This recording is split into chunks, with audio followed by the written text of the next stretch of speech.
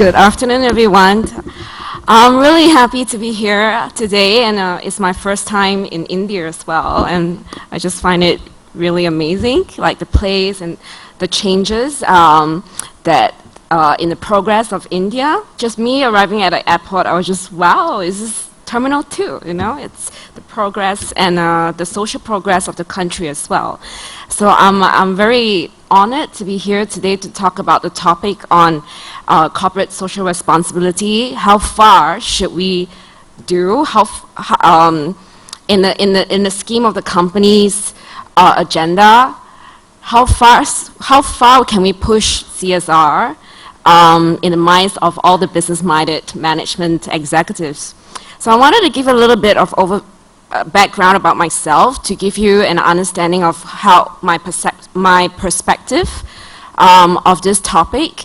I've spent about my last 10 years, my career in, now they call it CSR and sustainability, but before I really started in the role of working in the Silicon Valley in startup companies, and I also worked in the NGO, and then moving into government in Singapore, and then with private companies in alcohol industry, and now with Fuji Xerox. So my thinking about CSR, it has also evolved, and understanding it from different perspectives and different roles of the different sectors.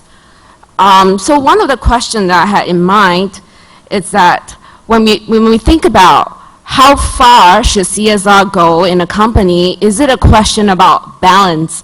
The balance between the company having to achieve an answer to shareholders on a quarterly basis, what is our financial earnings? How much are we delivering for our shareholders? And balancing it with the risks or the issues that we know and we identify and we face in the day-to-day business operations, in the environment, in our policies, in our social issues.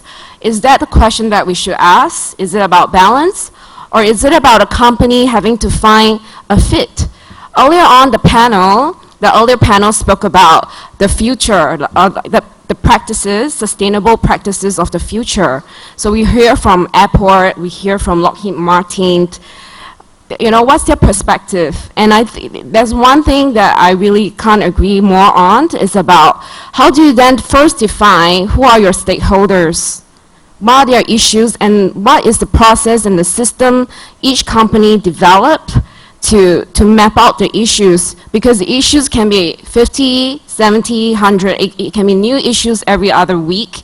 Then how do the company prioritize with the limited resources that we have?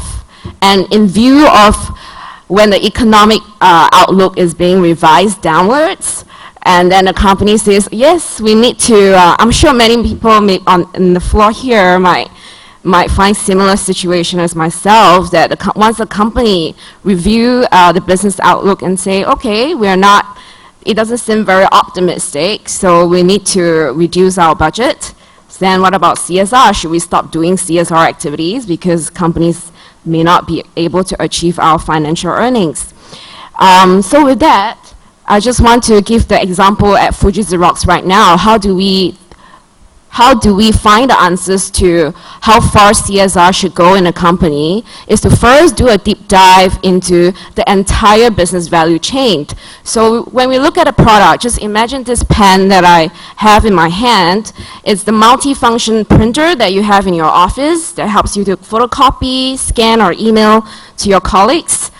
So from the machine, where does the material come from? How do we manufacture? How does it get to you, the consumer, the customer?